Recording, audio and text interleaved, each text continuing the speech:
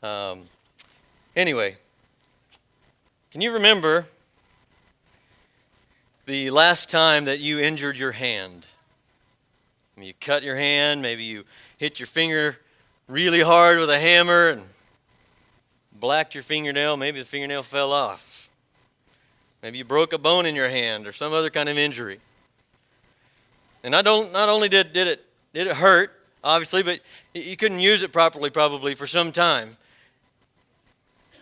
And you remember how awkward that was, how frustrating that was, that you couldn't do all the normal things as normal as you used to do them, or as normal as you could before you injured it.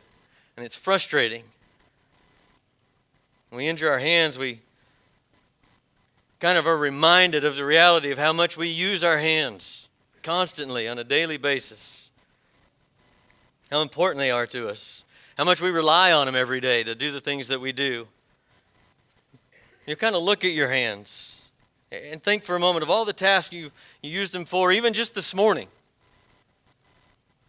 Cleaning your teeth, preparing and eating your breakfast, doing your hair, making a phone call, driving to church.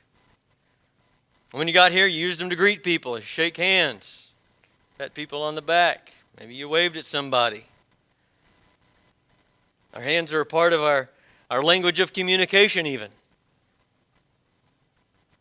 We use them to convey a range of emotions. In fact, some of you, if I tied your hands behind your back, you couldn't have a conversation because you talk with your hands. We use them to show friendship and affection and love, and to show praise and enjoyment. We clap in appreciation. We also use them sometimes to express anger, point an accusation, or shake a fist at somebody. We use our hands all the time. When we read the life of Jesus in the Gospels and his interactions with people, one of the interesting things is the way that he uses his hands. It's not immediately obvious, but when you focus on it a little bit and you read back through those Gospels, it's kind of striking. With his hands, he touches and heals the sick. He washes his disciples' dirty feet. He breaks bread and serves bread for them at Passover. He takes children into his arms and he places his hands on them and he blesses them. He cooks and serves fish on the beach. And on the cross, his hands are cruelly pierced and nailed to a tree. They're also tradesmen's hands. They're used for hard work as a carpenter. Jesus is fully human, and like us, he used his hands to express himself, to convey feelings, to convey empathy, to convey friendship, to convey encouragement and support and love. One of the things that he demonstrated with his hands is he demonstrated hands of compassion. In Matthew, the 8th chapter, starting in verse 1, I'm going to just read some verses here. We'll discuss these. Starting in verse 1, when he came down from the mountainside, large crowds followed him. A man with leprosy came and knelt before him and said, "Lord, if you're willing, you can make me clean." Jesus reached out his hand and touched the man. "I'm willing," he said, "be clean." Immediately he was cured of his leprosy. Then Jesus said to him, "See that you don't tell anyone, but go show yourself to the priest and offer the gift Moses commanded as a testimony to them." And when Jesus had entered Capernaum, a centurion came up to him, asked for help. The Lord said, "My servant lies at home paralyzed and in terrible suffering." And Jesus said, "I will go and heal him." The centurion replied, "Lord, I do not deserve to have you come under my roof, but just say the word and my servant will be healed. For I myself am under authority with soldiers under me. I tell this one, go, and he goes, and that one, come, and he comes. And I say to my servant, do this, and he does it." When Jesus heard this, he was astonished and said to those following him, "I tell the truth, I have not found anyone in Israel with such faith. I say to you that many will come from the east and the west, and they will take their places at the feast with Abraham, Isaac, and Jacob in the kingdom of heaven. But the subjects of the kingdom will be thrown outside into the darkness, where there will be weeping and gnashing of teeth." And then Jesus said to the centurion, "Go, and it will be done just as you believed it would." And his servant was healed that very hour. When Jesus came into Peter's house, he saw Peter's mother-in-law lying in bed with a fever. And he touched her hand, and the fever left her, and she got up and began to wait on him. When evening came, many who were demon-possessed were brought to him, and he drove out the spirits and with a word, and he healed all the sick. And this was to fulfill what was spoken through the prophet Isaiah. We see Jesus reaching out to touch in healing, and he doesn't always have to touch to heal, but sometimes he touches to heal. He often does that. And we see both examples in that particular passage. The centurion's servant healed just with Jesus' word. But in the case of Peter's mother-in-law, Jesus touched her. But it's the healing of the leper in the very beginning that's the most significant here in relation to touch. See, lepers were isolated. They were excluded from the general community, their families, their friends. They were outcasts. No one touched them for fear of contracting the disease. Jesus' touch may have been the first physical human contact this man had received for years. Imagine yourself as the leper. For years, no one has touched you. Your family will only speak to you from a distance. When they bring you food, they set it down a ways from you and they walk away. Because they do not want to be near you, they do not want to touch you. And for the first time in years, he felt the gentle, compassionate touch of Jesus. And it changed his life. Yeah, it changed his life physically, but it changed his life, I believe, in bigger ways than that. As the disciples were called to follow him, he's our teacher, he's our guide, he's our model for the way we should live. And sometimes it means that we're called, if we're called to be like Jesus, we are called to touch the untouchable. We are called to touch those who are difficult to touch. But if we're going to be like Jesus, and if we're going to have the hands of Jesus, we must demonstrate hands of compassion. Sometimes it's a physical touch to those who are untouchable or hard to touch. Sometimes it's spiritual. Sometimes it's emotional. In one of his conversations he was to have, that he did have before he left the disciples in body, he said, as the hands in the world, we are called to reach out and touch others in care. What he said was, as the Father sent me, so I send you. And the gist of that is that as the hands in the world, we are called to reach out and touch others in care, in compassion, because that's what Jesus did. He touched those that nobody else was willing to touch. And he spent time with those that nobody else was willing to spend time with. And we're called to do the same thing and demonstrate hands of compassion. He also demonstrated servant hands. You ever been asked to do something that you thought was beneath your dignity? Something that wasn't too fun? Something that was, all in all, not very glamorous? Serving others doesn't always come naturally to some of us. And yet, we ourselves like to be served, don't we? Shake your head yes, because we do. We like to be served. We like people to do things for us. Okay?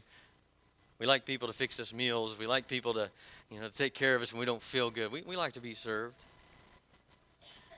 In the Middle East, in Jesus' time, part of the ritual of welcome for visitors to your home was to wash their feet. The roads were dusty in summer. They were muddy in the wintertime, and people wore sandals, and so their feet were very, very dirty. And so usually the job of washing feet went to the servant. The servant was oftentimes a slave because the master, it was beneath their dignity to get down on the floor in front of your guest and to wash their dirty feet. And so when we hear that Jesus calls his disciples to a life of servanthood, it's a little shocking. It's a little surprising. I mean, these were the guys that were picked specifically. They were picked directly by Jesus himself. They walked with him. They talked with him. They ministered with him. And he told them you are to live a life of servanthood. And in that culture, that carried a lot of weight, if you will. And that's why in the 13th chapter of John, Peter's so shocked by Jesus' actions.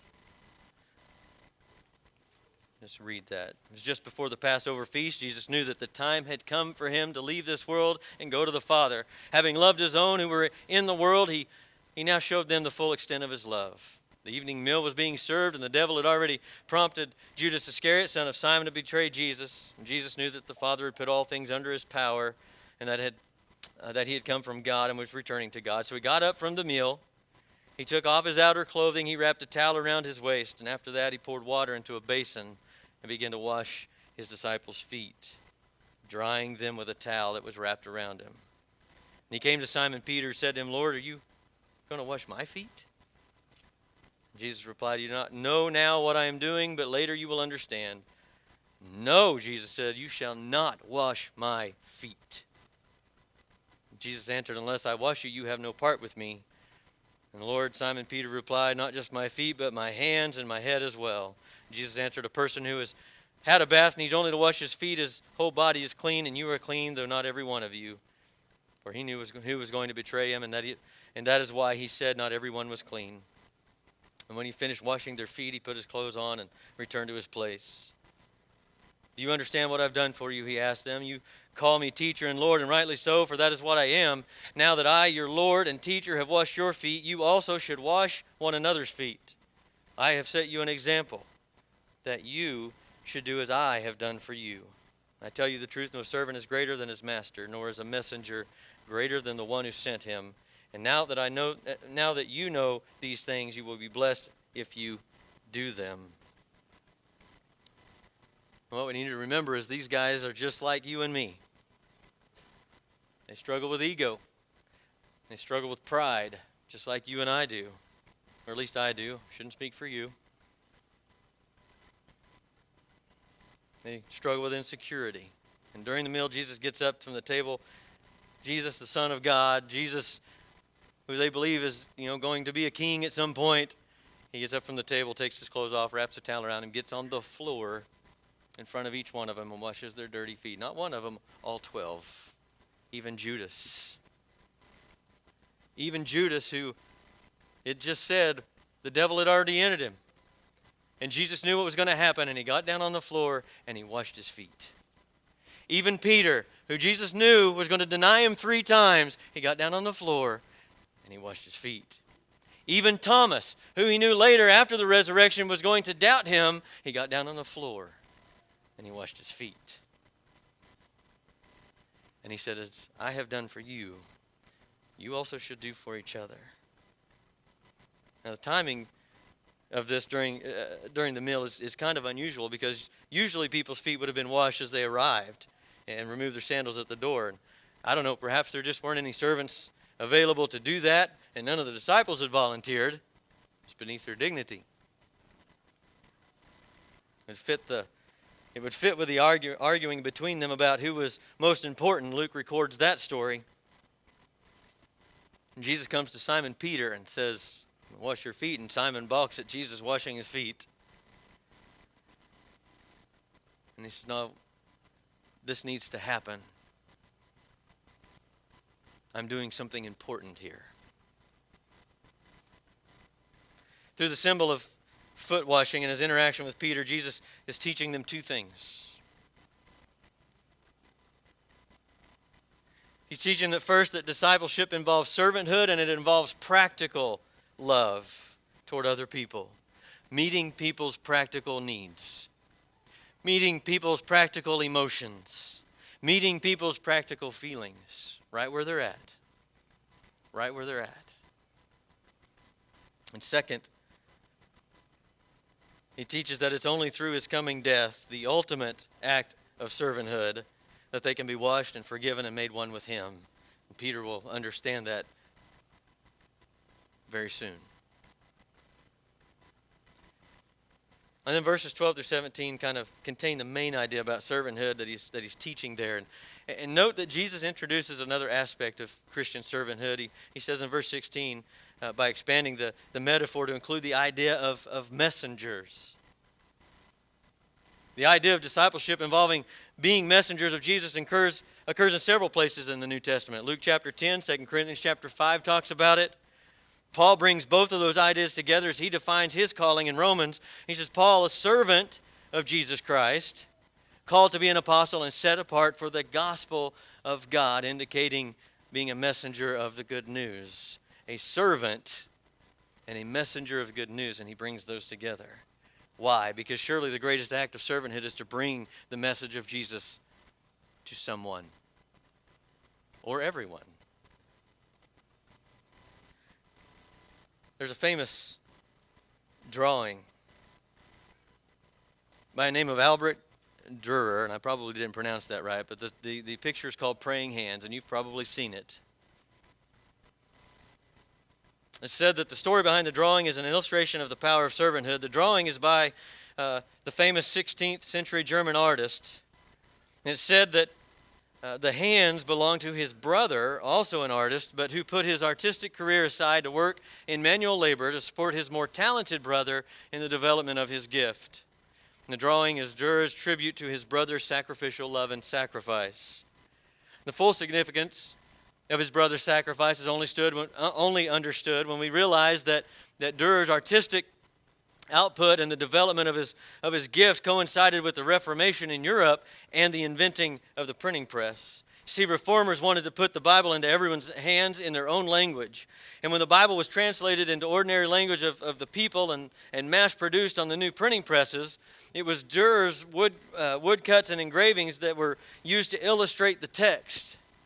They put his pictures in there.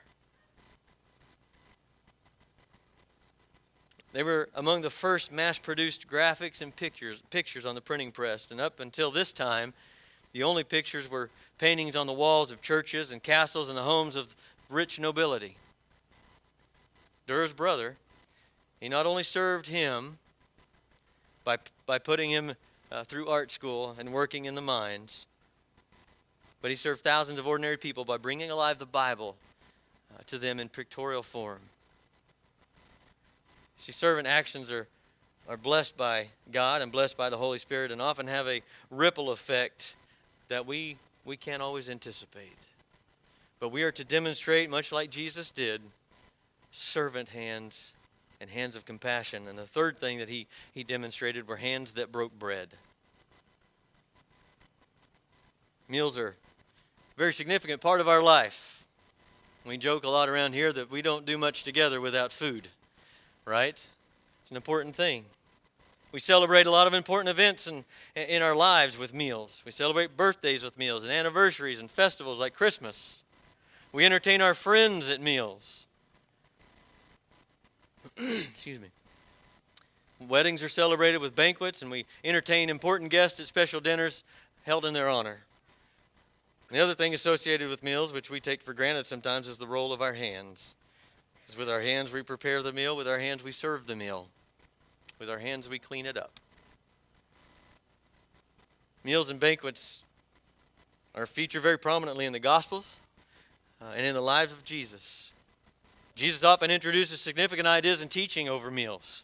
Did it multiple times. He also uses them as metaphors and teaching aids. We read the story about the wedding at Cana and Jesus feeding the 5,000. And we also read where Jesus himself called himself, "I am the bread of life."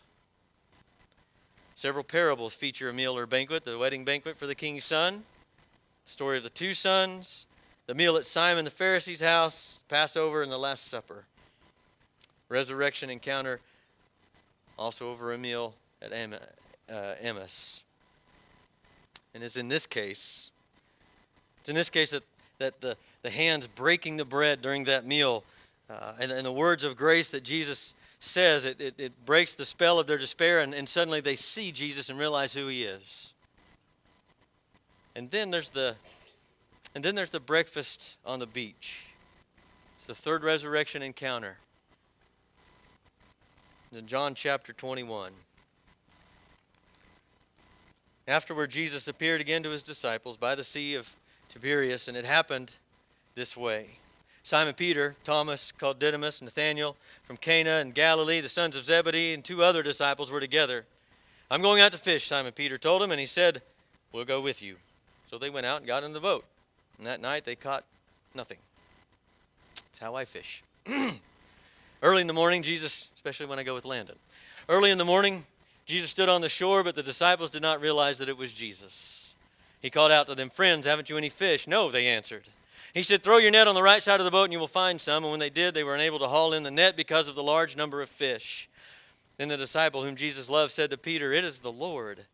As soon as Simon Peter heard him say, "It is the Lord," he wrapped his outer garment around him, for he had taken it off, and jumped into the water. The other disciples followed in the boat, towing the net full of fish, for they were not far from the shore, about 100 yards. And when they landed, they saw a fire burning, coals there with fish on it and some bread. Jesus said to them, "Bring some fish that you have just caught." The disciples had just survived the traumatic events of Jesus' arrest and his trial and the horror of his crucifixion. And on the third day, Jesus appeared to them there while they huddled in fear in the upper room, and he soothed all their anxieties and lifted their despair. And so it wasn't all over after all. And some days later, with this new understanding, this new hope rising in them, Peter says, "Let's go fishing." 7 of them set out on a boat to do that.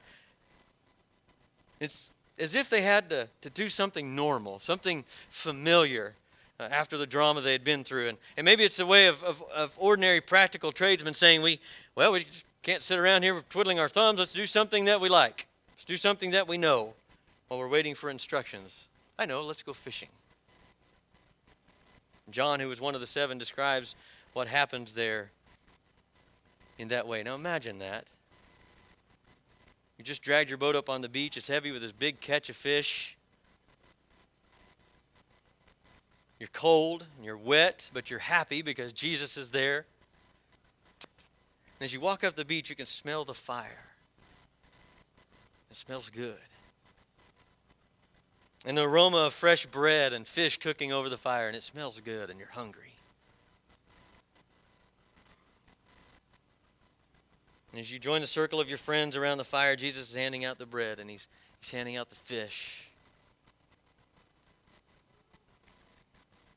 And the image almost overwhelms you. It's the memory of every meal you've ever shared with him. It just floods your mind. And the miracle of that bread and fish that just kept coming when he fed the crowd on the hillside. And we got to be a part of that. And the last Passover together, when he broke bread and he gave thanks. And as you reach out your hands, he smiles at you as he hands you the bread and the fish. And it's that smile that's full of warmth and humor and love and friendship. And it's almost too good to be true. And you look down at his hands. And you remember them reaching out to touch and to heal the sick and to accept the outcast. And then you notice the scars.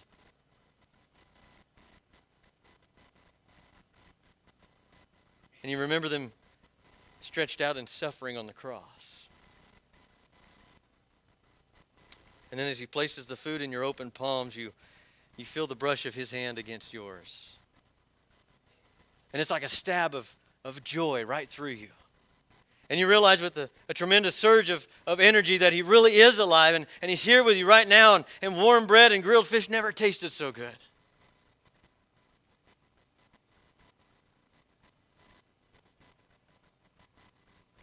After breakfast, the mood changes a little bit. There's a tense challenging exchange that takes place between Jesus and Peter, but it's heard by everybody.